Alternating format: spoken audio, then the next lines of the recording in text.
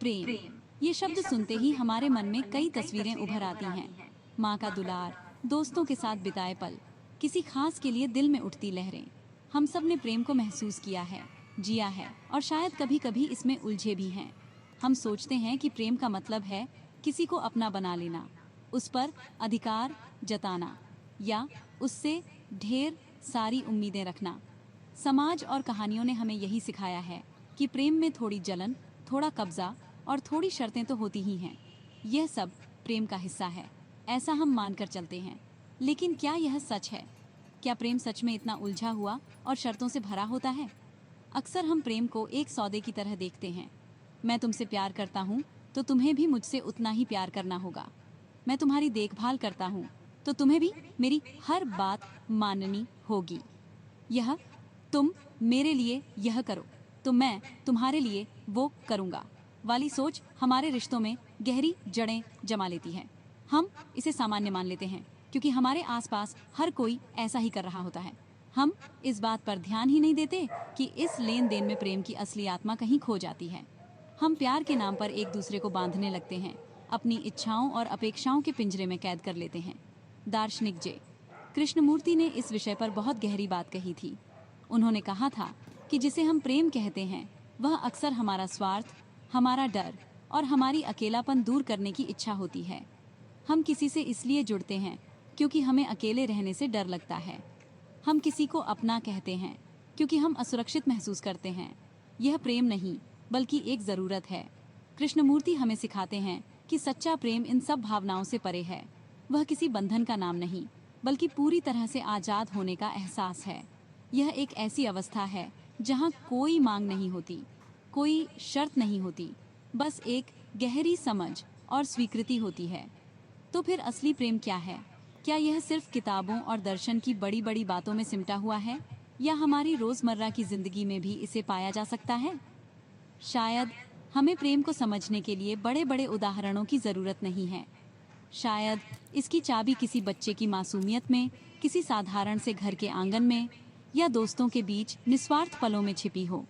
इस पहेली को सुलझाने के लिए हमें अपनी जानी पहचानी सोच से थोड़ा बाहर निकलना होगा और प्रेम को एक नई नज़र से देखना होगा, बिना किसी पूर्वाग्रह के, बिना किसी शर्त के। आरव एक 10 साल का बच्चा था जिसकी दुनिया बहुत छोटी और बहुत प्यारी थी। उसकी दुनिया में उसकी माँ, उसके पापा, उसका सबसे अच्छा दोस्त समीर और उसके घर के पीछे वाला छोटा सा बगीचा था। आरव के लिए हर चीज़ बहुत सरल थी। उसे लगता था कि वह प्रेम का मतलब बहुत अच्छे से समझता है। माँ उसे सुबह स्कूल के लिए तैयार करती, टिफ़िन में उसकी पसंदीदा चीज़ रखती, ये माँ का प्यार था। पापा शाम को ऑफिस से आते और उसके साथ क्रिकेट खेलते, ये पापा का प्यार था। समीर उसके साथ अपनी हर टॉफ़ी बांटता और उसके गिरने पर उसे उठाता, यह दोस्ती का प्यार था। आरव इन सब चीज़ों से बहुत खुश था। आरव की सुबह अपनी माँ की आवाज़ से शुरू होती थी। माँ उसे प्यार से जगाती, उसके बालों में हाथ फेरती और कहती, उठो मेरे राजा बेटा, स्कूल के लिए देर हो जाएगी। आरव को लगता था कि यह दुनिया की सबसे अच्छी भावना है। जब माँ उसके लिए कुछ करती तो वह भी बदले में कुछ करना चाहता था। वह अपनी ड्राइंग बुक में माँ की तस्वीर बनाता और उसके नीचे लिखता, दुनिया की सबसे अच्छी माँ। उसे लगता था कि प्यार का मतलब यही है, एक दूसरे के लिए कुछ करना, एक दूसरे को खुश रखना।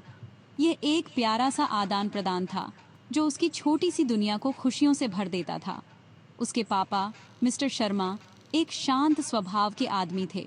वह ज़्यादा बोलते नहीं थे, लेकिन आरव जानता था कि वह उससे बहुत प्यार करते हैं। हर रविवार को वह आरव को पतंग उड़ाना सिखाते थे। जब आरव की पतंग आसमान में ऊंची उड़ती तो उसके पापा के चेहरे पर एक सुकून भरी मुस्कान आ जाती थी। आरव को लगता था कि पापा का प्यार उसकी पतंग की डोर जैसा है, जो उसे थामे हुए है, उसे गिरने नहीं देता। वह सोचता था कि प्यार का मतलब है किसी को सहारा देना, उसे सुरक्षित महसूस कराना। यह सुरक्षा और भरोसे का एहसास ही उसके लिए प्रेम की परिभाषा थी। लेकिन आरव की यह सरल और सीधी सादी समझ जल्द ही एक चुनौती का सामना करने वाली थी। वह अभी तक प्रेम के उस रूप से अनजान था जो किसी लेन देन या सुरक्षा के एहसास से कहीं ज़्यादा गहरा और आज़ाद होता है। उसकी ज़िंदगी में कुछ ऐसी घटनाएं होने वाली थीं जो उसे यह सोचने पर मजबूर कर देंगी, कि क्या वह जिसे प्रेम समझ रहा है वह वाकई प्रेम है, या वह सिर्फ अपनी ज़रूरतों और अपेक्षाओं का एक सुंदर नाम है। उसकी यात्रा अब शुरू होने वाली थी, एक ऐसी यात्रा जो उसे प्रेम की सच्ची गहराई तक ले जाएगी। एक दिन आरव स्कूल से घर आया। वह बहुत उत्साहित था क्योंकि आज उसे विज्ञान मेले में पहला इनाम मिला था। इनाम में उसे एक रिमोट कंट्रोल वाली कार मिली थी, वैसी ही कार जैसी वह हमेशा से चाहता था। उसने घर आते ही माँ को आवाज़ लगाई, माँ देखो मुझे क्या मिला। उसकी माँ रसोई से बाहर आईं। उनके चेहरे पर गर्व और खुशी की चमक थी। उन्होंने आरव को गले लगाया और कहा, मुझे पता था मेरा बेटा ही जीतेगा। आरव सारा दिन उस कार से खेलता रहा। वह कार उसकी जान बन गई थी। उसे लगा कि माँ का प्यार इस कार के रूप में उसके पास आया है, उसकी मेहनत और सफलता के इनाम के रूप में। अगले दिन खेलते खेलते वह कार गलती से सीढ़ियों से गिर गई और टूट गई। उसके टुकड़े टुकड़े हो गए। आरव का दिल भी उस कार के साथ टूट गया। वह जोर जोर से रोने लगा। उसकी माँ दौड़कर आई और उसे चुप कराने की कोशिश करने लगी। उन्होंने कहा, कोई बात नहीं बेटा, रो मत, तुम फिर से मेहनत करना, अगले साल फिर जीतना तो तुम्हें इससे भी अच्छी कार मिल जाएगी। माँ की यह बात सुनकर आरव को थोड़ा अजीब लगा। उसे लगा जैसे माँ का प्यार उसकी सफलता से जुड़ा हुआ है। अगर वह सफल होगा तभी उसे प्यार और इनाम मिलेगा। उसके छोटे से मन में पहली बार यह सवाल उठा, क्या माँ मुझसे सिर्फ इसलिए प्यार करती हैं क्योंकि मैं अच्छा हूँ, क्योंकि मैं इनाम जीतता हूँ? उस रात आरव को नींद नहीं आई। वह बिस्तर पर लेटा हुआ बस अपनी टूटी कार और माँ की कही बातों के बारे में सोचता रहा। उसे याद आया कि जब भी वह अच्छे नंबर लाता था तो माँ उसे गले लगाती थी, लेकिन जब उसके नंबर कम आते थे तो माँ का चेहरा उतर जाता था। वह कहती थी, तुमने मेरा दिल तोड़ दिया। आरव को अब यह सब बातें चुभने लगी थीं। उसे महसूस हो रहा था कि जिसे वह माँ का अनकंडीशनल लव समझता था, उसमें कहीं ना कहीं उम्मीदों और शर्तों की एक पतली सी परत थी। यह एक बहुत ही असहज करने वाला एहसास था, जैसे उसकी सुरक्षित दुनिया की नींव हिल गई हो। यह घटना आरव के लिए एक महत्वपूर्ण मोड़ थी। उसने पहली बार प्रेम के साथ जुड़ी अपेक्षा को महसूस किया था। वह समझ नहीं पा रहा था कि ऐसा क्यों है।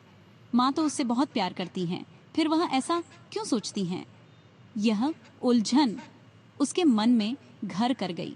उसे यह एहसास नहीं था, लेकिन वह अनजाने में कृष्णमूर्ति के दर्शन के पहले पाठ के करीब पहुंच रहा था। वह यह समझने की शुरुआत कर रहा था कि जब प्रेम में अपेक्षा और शर्त आ जाती है तो वह अपनी पवित्रता खो देता है। वह अब सिर्फ एक भावना नहीं रहता, बल्कि एक ऐसा बंधन बन जाता है जो हमें हमारी सफलताओं और असफलताओं से तौलता है। अगली सुबह आरव का मन भारी था। वह अपने घर के पीछे वाले बगीचे में चला गया। यह बगीचा उसके दादाजी ने लगाया था और अब उसके पापा उसकी देखभाल करते थे। आरव को वहां बैठना अच्छा लगता था। बगीचे में रंग बिरंगे फूल खिले थे और उन पर तितलियां मंडरा रही थीं। आरव एक गेंदे के फूल के पास बैठ गया और उसे ध्यान से देखने लगा। फूल चुपचाप खिला हुआ था, अपनी पूरी सुंदरता के साथ। वह किसी से कुछ मांग नहीं रहा था, न ही किसी को अपनी ओर आने के लिए मजबूर कर रहा था। वह बस था, अपने आप में पूरा और सुंदर। तभी एक खूबसूरत तितली उड़ती हुई आई और उस फूल पर बैठ गई। उसने थोड़ी देर फूल का रस पिया और फिर उड़ गई। आरव ने देखा कि फूल वैसा का वैसा ही खिला रहा। उसे इस बात से कोई फर्क नहीं पड़ा कि तितली आई या चली गई। तितली के आने से वह ज्यादा खुश नहीं हुआ और उसके जाने से वह दुखी भी नहीं हुआ। वह बस अपनी जगह पर स्थिर रहा, अपनी खुशबू और सुंदरता बिखेरता रहा। आरव को यह देखकर बहुत आश्चर्य हुआ। फूल ने तितली को रोकने की कोशिश नहीं की, न ही उसे बांधने की कोशिश की। उसने तितली को पूरी आज़ादी दी। आरव के मन में एक विचार कौंधा, क्या सच्चा प्यार इस फूल जैसा नहीं होना चाहिए, जो बस देता है बिना किसी उम्मीद के, जो किसी को अपनी खुशी के लिए बांधता नहीं है। माँ उससे प्यार करती है, लेकिन वह चाहती है कि आरव हमेशा अच्छा करे, हमेशा सफल हो। उसकी खुशी आरव के प्रदर्शन से जुड़ी है, लेकिन यह फूल, यह तो बस खिला हुआ है। तितली आए या न आए, कोई इसकी तारीफ करे या न करे, यह अपनी प्रकृति नहीं छोड़ता। यह अपनी सुंदरता किसी शर्त पर नहीं लुटाता। यह आज़ाद है और अपने संपर्क में आने वाली हर चीज़ को आज़ादी देता है। यह आरव के लिए एक बहुत बड़ा सबक था। उसने पहली बार प्रेम के एक ऐसे रूप को देखा जो अपेक्षाओं से मुक्त था। बगीचे के उस शांत कोने में उस गेंदे के फूल और तितली के माध्यम से उसने स्वतंत्रता के महत्व को समझा। कृष्णमूर्ति कहते हैं कि प्रेम में जब अधिकार या कब्जा करने की भावना आ जाती है तो वह प्रेम नहीं रह जाता। प्रेम तो स्वतंत्रता देता है। वह दूसरे व्यक्ति को वैसा ही स्वीकार करता है जैसा वह है, बिना उसे बदलने की कोशिश किए। आरव को लगा जैसे प्रकृति उसे एक बहुत गहरा रहस्य समझा रही थी, जो इंसानी रिश्तों की उलझनों से कहीं ज्यादा सरल और सच्चा था। आरव और समीर की दोस्ती पूरे स्कूल में मशहूर थी। वे हर काम साथ करते थे, साथ में पढ़ना, साथ में खेलना, साथ में टिफिन खाना। आरव को लगता था कि समीर के बिना उसकी जिंदगी अधूरी है। समीर उसका सबसे अच्छा दोस्त था और आरव को इस बात पर बहुत गर्व था। वह अक्सर सोचता था, समीर सिर्फ मेरा दोस्त है। इस सिर्फ मेरा वाली भावना में एक अनजाना सा अधिकार छिपा था, जिसे आरव उस समय समझ नहीं पाया। उसे लगता था कि दोस्ती का मतलब है हर समय एक दूसरे के लिए मौजूद रहना और किसी तीसरे को बीच में न आने देना। यह एक तरह का भावनात्मक निवेश था, जहां वह समीर को अपनी खुशी का एक अहम हिस्सा मानता था। कुछ हफ्तों बाद स्कूल में एक नया लड़का आया जिसका नाम रोहन था। रोहन बहुत अच्छा फुटबॉल खेलता था और जल्द ही स्कूल की टीम में शामिल हो गया। समीर को भी फुटबॉल का बहुत शौक था, इसलिए वह रोहन के साथ ज्यादा समय बिताने लगा। अब समीर आरव के साथ लंच करने के बजाय रोहन और फुटबॉल टीम के बाकी लड़कों के साथ बैठता था। आरव को यह देखकर बहुत बुरा लगा। उसे लगा जैसे समीर ने उसे धोखा दिया है। उसके मन में जलन और असुरक्षा की भावना घर करने लगी। वह समीर से नाराज रहने लगा और उससे ठीक से बात भी नहीं करता था। एक दिन आरव ने हिम्मत करके समीर से पूछा, तुम अब मेरे साथ क्यों नहीं खेलते? क्या रोहन मुझसे ज्यादा अच्छा दोस्त बन गया है? समीर ने हैरानी से आरव की तरफ देखा और कहा, ऐसा नहीं है आरव, तुम आज भी मेरे सबसे अच्छे दोस्त हो, लेकिन मुझे रोहन के साथ फुटबॉल खेलना भी अच्छा लगता है। इसका मतलब यह तो नहीं कि हमारी दोस्ती खत्म हो गई। समीर की बात सुनकर आरव को कुछ समझ नहीं आया। उसके लिए दोस्ती का मतलब था पूरा समय और पूरा ध्यान। वह यह कैसे स्वीकार कर लेता कि समीर की दुनिया में उसके अलावा कोई और भी महत्वपूर्ण हो सकता है। यह घटना आरव के लिए प्रेम और दोस्ती के बारे में एक और कड़वा सबक थी। उसने महसूस किया कि वह समीर से प्यार नहीं करता था, बल्कि वह समीर पर निर्भर था। वह अपनी खुशी के लिए समीर का इस्तेमाल कर रहा था। यह स्वार्थ था जिसे उसने दोस्ती का नाम दे रखा था। कृष्णमूर्ति के अनुसार जब हम किसी से जुड़ते हैं क्योंकि हमें अकेलापन महसूस होता है, तो यह लगाव होता है, प्रेम नहीं। प्रेम कभी असुरक्षित महसूस नहीं करता। आरव को धीरे धीरे यह बात समझ में आ रही थी कि उसने अपनी दोस्ती को एक बंधन बना दिया था। वह समीर को आजाद नहीं देख पा रहा था और इसी वजह से वह खुद भी दुखी था। आरव कई दिनों तक परेशान रहा। माँ की अपेक्षाएं, समीर की नई दोस्ती, इन सब ने उसके मन को उलझा दिया था। वह चुपचाप और खोया खोया सा रहने लगा था। उसके पापा ने यह बदलाव महसूस किया। एक रविवार की शाम वह आरव को छत पर ले गए। उन्होंने आरव के हाथ में एक पतंग और डोर दी और कहा, चलो आज पतंग उड़ाते हैं। आरव का मन नहीं था, लेकिन वह पापा की बात टाल नहीं सका। उन्होंने मिलकर पतंग उड़ाई। जल्द ही उनकी पतंग हवा से बातें करने लगी, ऊंचे, बहुत ऊंचे आसमान में। पतंग को आसमान में लहराते देख आरव के पापा ने उससे पूछा, बेटा बताओ ये पतंग क्यों उड़ रही है? आरव ने तुरंत जवाब दिया, हवा की वजह से। पापा मुस्कुराए और बोले, सिर्फ हवा की वजह से नहीं, इस डोर की वजह से भी। फिर उन्होंने एक बहुत गहरी बात कही, ये डोर इस पतंग को थामे हुए है, लेकिन इसे बांध भी रही है। अगर मैं डोर को बहुत ज़्यादा खींचूं तो पतंग फट जाएगी, और अगर मैं डोर को एकदम ढीला छोड़ दूं तो यह कटकर कहीं दूर चली जाएगी और गिर जाएगी। इसे सही तरीके से उड़ाने के लिए एक संतुलन चाहिए, थोड़ी पकड़ और थोड़ी ढील। आरव चुपचाप सुनता रहा। उसके पापा ने आगे कहा, रिश्ते भी बिल्कुल इस पतंग की तरह होते हैं बेटा। हम जिन्हें प्यार करते हैं उन्हें हम अपनी उम्मीदों और अधिकारों की डोर से बांधना चाहते हैं। हमें लगता है कि अगर हम पकड़ ढीली कर देंगे तो वे हमसे दूर चले जाएंगे। हम डरते हैं, लेकिन सच्चा प्यार इस डर से आज़ाद होता है।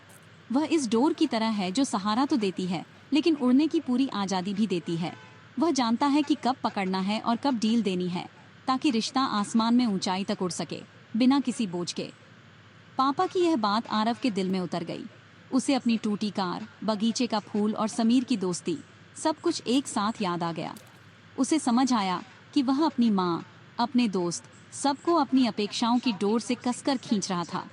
वह डर रहा था कि अगर उसने डील दी तो वह अकेला रह जाएगा। लेकिन आज उसे समझ आया कि प्रेम का मतलब बांधना नहीं, बल्कि साथ मिलकर उड़ना है।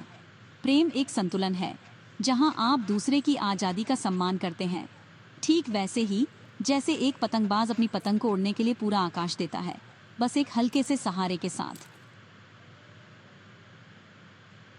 उस दिन छत पर हुई बातचीत के बाद आरव की सोच में एक गहरा बदलाव आने लगा। उसने अपने डर को पहचानना शुरू कर दिया था।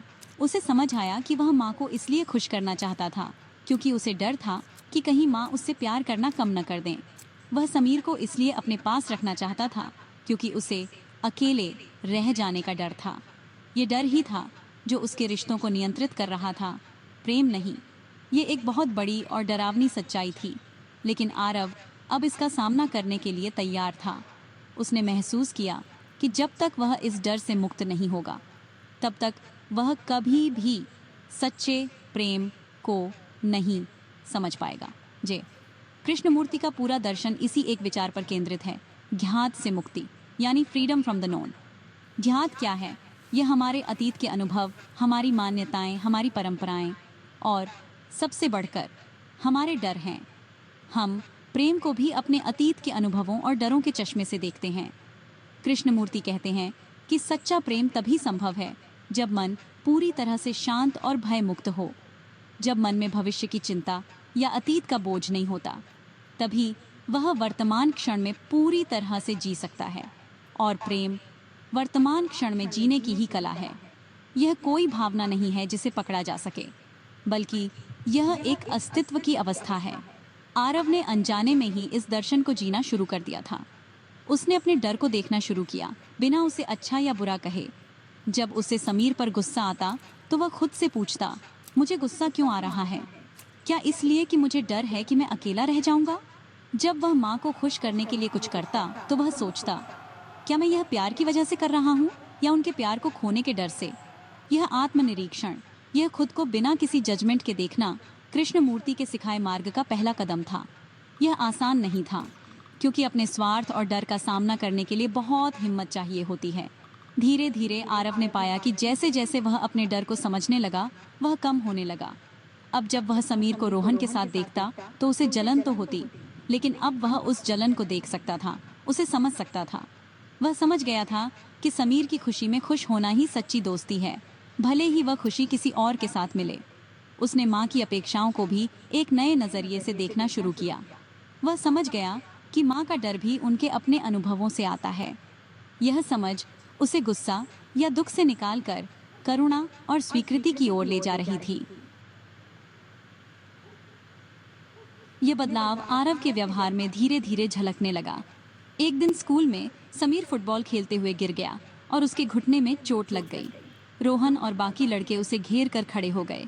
पुराने आरव को शायद यह देखकर थोड़ी तसल्ली मिलती कि समीर को रोहन की वजह से चोट लगी, लेकिन आज का आरव अलग था। वह दौड़कर समीर के पास गया, उसे उठाया और फर्स्ट एड रूम तक ले गया। उसने समीर की चोट पर दवा लगाई और मुस्कुराकर कहा, ध्यान से खेला कर दोस्त। उस पल में कोई शिकायत नहीं थी, कोई जलन नहीं थी, बस एक निस्वार्थ चिंता थी। समीर ने हैरानी और खुशी से आरव की तरफ देखा। घर पर भी चीजें बदल रही थीं। एक दिन आरव का रिजल्ट आया। इस बार उसके नंबर विज्ञान में थोड़े कम थे, लेकिन हिंदी में बहुत अच्छे थे, क्योंकि उसे कहानियां पढ़ना और लिखना अच्छा लगने लगा था। वह रिजल्ट कार्ड लेकर माँ के पास गया, थोड़ा डरा हुआ था। माँ ने कार्ड देखा, उनका चेहरा एक पल के लिए उतरा, लेकिन फिर उन्होंने आरव की तरफ देखा और कहा, कोई बात नहीं, विज्ञान में अगली बार और मेहनत करना। पर तुम्हारे हिंदी के नंबर देखकर मुझे बहुत खुशी हुई। तुम बहुत अच्छी कहानियाँ लिखते हो।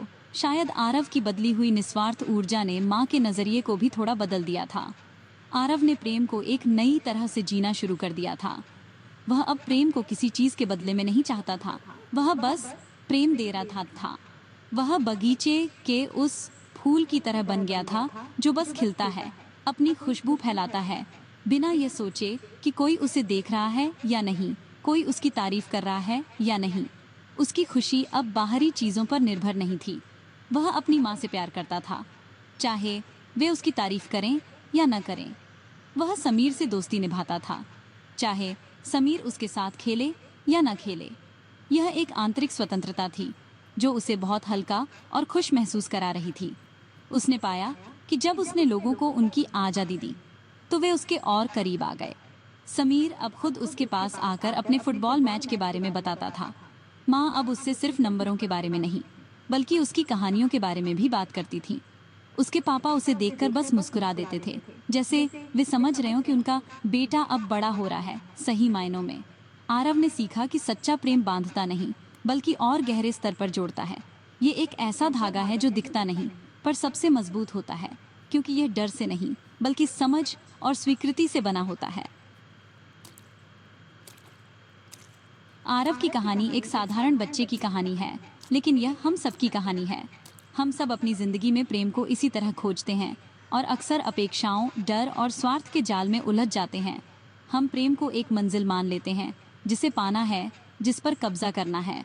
हम भूल जाते हैं कि प्रेम कोई वस्तु नहीं बल्कि एक यात्रा है। यह खुद को समझने की, अपने डरों से मुक्त होने की और बिना किसी शर्त के जीना सीखने की एक निरंतर प्रक्रिया है। यह उस पतंग की तरह है जिसे उड़ने के लिए पूरे आकाश की जरूरत होती है।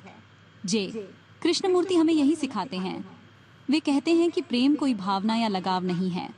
यह मन की एक ऐसी अवस्था है जो पूरी तरह से वर्तमान में जीती है, जिसमें कोई विभाजन नहीं होता, न मैं और तुम का, न मेरे डर और तुम्हारी आज़ादी का।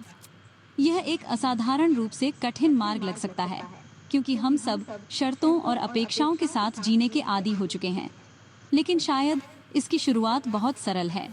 इसकी शुरुआत होती है देखने से, अपने भीतर उठती हर भावना को, हर डर को, हर अपेक्षा को, बिना उसे सही या गलत ठहराए। बस एक साक्षी की तरह देखना। जैसे जैसे हम अपने भीतर के इन बंधनों को देखने और समझने लगते हैं, वे अपने आप कमज़ोर पड़ने लगते हैं। जैसे आरव ने अपने डर को समझा तो वह उस पर हावी होना बंद हो गया। जब हम प्रेम से डर और स्वार्थ को हटा देते हैं तो जो बचता है वह शुद्ध और असीम होता है। वह एक ऐसी ऊर्जा है जो जोड़ती है, तोड़ती नहीं। वह एक ऐसी समझ है जो स्वतंत्रता देती है, कैद नहीं करती। यह प्रेम का वह रूप है जो एक माँ के दुलार में, एक दोस्त के साथ में, एक फूल की सुंदरता में और एक बच्चे की निस्वार्थ मुस्कान में एक साथ पाया जा सकता है। तो अंत में यह सवाल सिर्फ आरव के लिए नहीं बल्कि हम सब के लिए है। क्या हम सच में प्रेम करते हैं, या हम सिर्फ अपनी ज़रूरतों, अपनी असुरक्षाओं और अपने अकेलेपन को प्रेम का नाम दे रहे हैं? क्या हम अपने प्रियजनों को उड़ने के लिए पूरा आकाश दे पा रहे हैं, या हमने उन्हें अपनी उम्मीदों की डोर से कसकर बांध रखा है? यह एक असहज सवाल हो सकता है, लेकिन शायद इसी सवाल के ईमानदार जवाब में ही प्रेम की सच्ची गहराई का रहस्य छिपा है। शायद इसी सवाल से हमारी अपनी यात्रा शुरू होती है, झांत के बंधनों से मुक्ति और प्रेम के अनंत आकाश की ओर।